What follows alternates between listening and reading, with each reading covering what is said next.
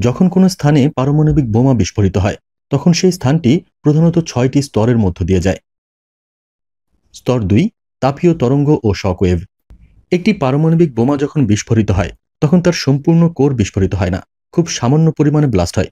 হিরোশিমায় যে little boy বোমাটি ফেলা হয়েছিল তাতে প্রায় ৬৪ কেজি ইউরেনিয়াম ছিল, কিন্তু বিস্ফোরণে বার্ন হয়েছিল মাত্র ৭০০ গ্রাম ইউরেনিয়াম। বাকি ৯৮% ইউরেনিয়াম অব্যবহৃত থেকে যায়।